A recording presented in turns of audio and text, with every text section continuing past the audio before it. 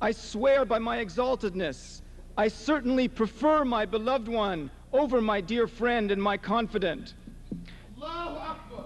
Muhammad al-Mustafa awlahu mawlahu. Muhammad al-Mustafa awlahu mawlahu. كل العطايا وأدناه وأعلاه. سبحان الله سبحان الله.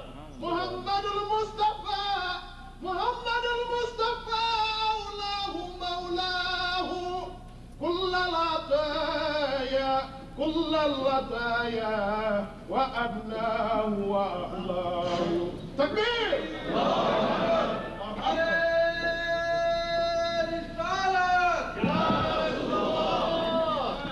The opinion of scholars regarding this hadith is generally not very good. Al-Hakim at-Tirmidhi, who died in 320, is said to have noted that the isnad of this he is said to have noted the isnad of this hadith, as did Tabarani, who was reported to have regarded the hadith as being weak. Bayhaqi, who dies in 458, in his Shu'ab cites a complete isnad for this hadith, but noted that one of the transmitters was Maslama ibn Ula, who was considered by the scholars of hadith to be weak. Daylami includes it in his Firdaus. But Ibn al-Jawzi, who died in 597, 1200 of the Common Era, stated that the hadith was not sound on account of Maslama as being the sole transmitter at one point in the isnad. He supported his low opinion of Maslama by citing a number of other scholars who rejected Maslama.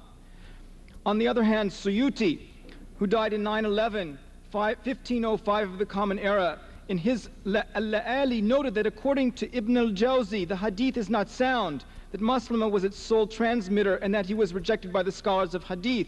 But then Suyuti attempted to put the hadith in a better light by stating that Maslama was among the transmitters upon whom Ibn Majah relied.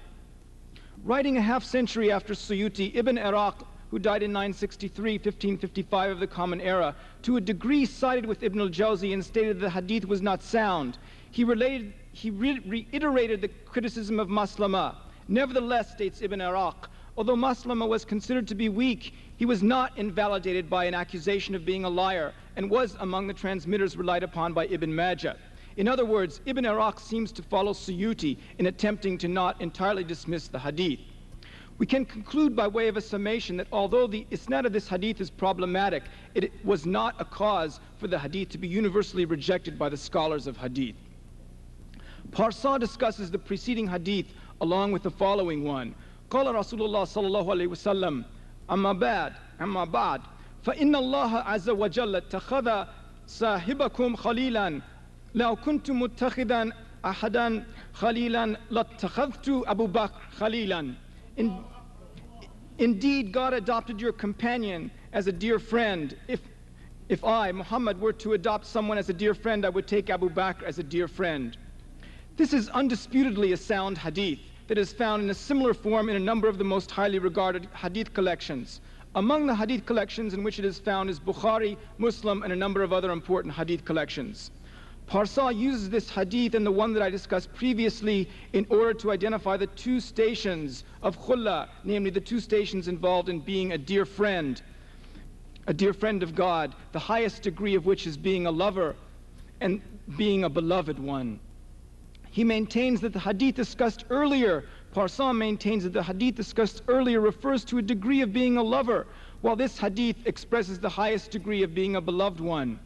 Parsa emphasizes that no one can share in this degree with the Prophet ﷺ. He identifies this ultimate point and this degree of perfection as the praiseworthy station, the Maqam Mahmud.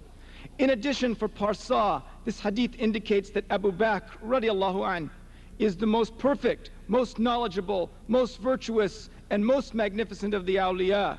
The reason he gives for this is that Abu Bakr possessed extraordinarily saintliness and esoteric knowledge, ilm-i batin, which Parsa emphasizes is knowledge of God. I'm running out of time here, so I will cut my presentation short and give one last hadith.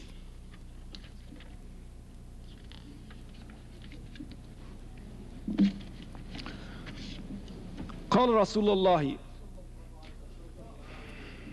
أنا أعلمكم بالله وأخشاكم لله. Out of all of you, I am the most knowledgeable with regards to God and the most in awe of God. There are no differences in meaning and extremely slight differences in wording between this hadith and versions in well-respected hadith collections. Ibn Hanbal, who died in 241, has a nearly identical version.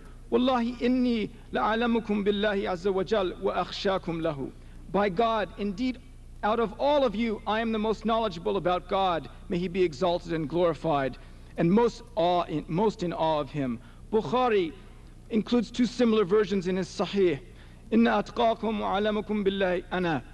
Indeed, out of all of you, the most gracious, indeed, out of all of you, the most God-conscious and most knowledgeable of God is I.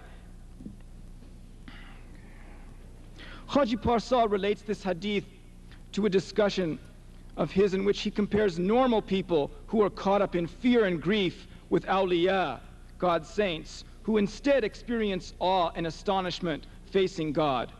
And again, this was a Sahih hadith. Parsa states the saints have completely surrendered their being to whatever God wills, and that they have totally cleansed themselves of any physical or spiritual self-interest.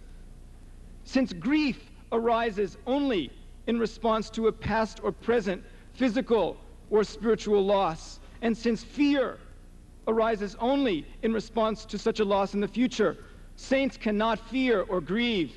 To repeat, because they already have no physical or spiritual self-interest to lose. They have no physical or spiritual self-interest to lose. Having already surrendered their existence to God, they have nothing more to lose. And Parsa reminds us that Allah Ta'ala has declared that God's saints will not fear, nor will they grieve. For Parsa, sainthood is the stage of being where someone has passed away from his or herself in God, fana fillah, and where they abide through God, baqa billah, after absolutely passing away from all physical and spiritual desires and attachments. When a saint has surrendered all of these attachments, instead of fear and grief, they experience awe and astonishment at the magnificence and grandeur of God. And it is in reference to the awe such saints experience that Khwaja Parsa cites the Prophet ﷺ as saying, out of all of you, I am the most knowledgeable with regards to God and the most in awe of God. In conclusion, the sample of hadith that we have looked at today, hadith that Khwaja Parsa cited in his book, the Qudsiya, in general, these hadith were generally sound or nearly identical to sound hadith. A few had transmitters of dubious reliability. We do not know if Khwaja Parsa was aware of the questionable nature of those hadith that had dubious isnads. Since he was a religious scholar, an alim, it is likely that he knew the questionable hadith were at least not in the Sahih collections, but he cited them anyway. I would like to emphasize that for Muslims such as Khwaja Parsa, love of God led them to follow the Prophet sallallahu alaihi wasallam.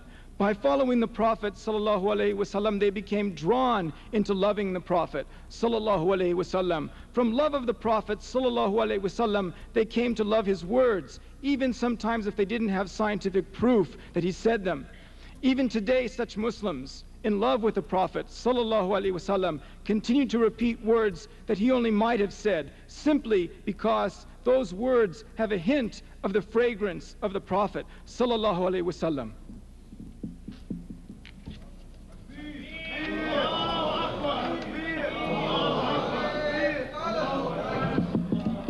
Takbir, takbir.